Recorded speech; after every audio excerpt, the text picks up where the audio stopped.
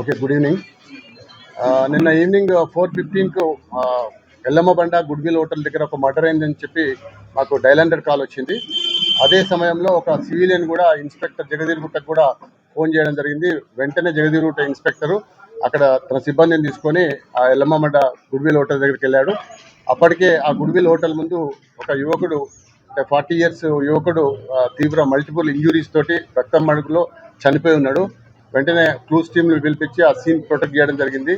అక్కడున్న local hotel వాళ్ళతో complaint తీసుకొని ఇమీడియట్గా ఒక మర్డర్ కేసు నమోదు చేసుకొని దర్యాప్తు చేపట్టడం జరిగింది.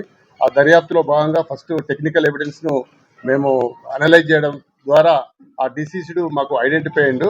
అతని పేరు మహమ్మద్ మహబూబ్ అని, అతను 40 ఇయర్స్ అని. అతను యాక్చువల్గా గుల్బర్గా అతను ప్రాపరు.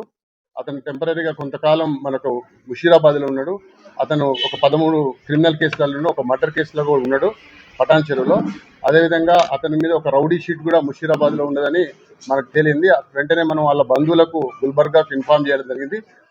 తదనంతరం మేము మా ఉన్నతాధికారుల ఆదేశానుసారంగా ఒక 4 టీమ్స్ను ఏర్పాటు చేసి అందులో ఒక 2 టీంలు టెక్నికల్ ఎవిడెన్స్ కొరకు, ఒక 2 టీంలు ఫిజికల్గా అక్యూజ్ని అప్రహెండ్ చేయడం కొరకు ఎస్ఓటి వాళ్ళ సహకారంతో అది నిన్నటికెళ్ళి వాళ్ళని సెర్చ్ పార్టీస్ ఆపరేట్ చేయడం జరుగుతుంది.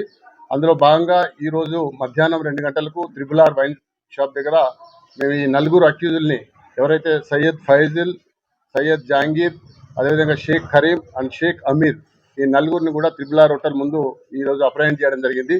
అప్రహెండ్ చేస్తే మనకు ఈ ఫాజిల్ అనేటప్పుడు ఇచ్చిన ఇన్ఫర్మేషన్ ఏంటంటే, ఈ ఫాజిల్ అతను ప్రజెంట్గా మన దగ్గరనే జగదీర్గుట్టల్లో ఉంటున్నాడు. అతను కూడా యాక్చువల్గా గుల్బర్గాకు సంబంధించిన వాడే. ఎవరైతే డిసీజ్డ్ మహబూబ్ ఇద్దరు కూడా చిన్నప్పటి నుంచి వాళ్ళ ఒక ఫ్రెండ్స్, ఒకే విలేజ్ వాళ్ళు, ఒకే ప్రాంతం వాళ్ళు.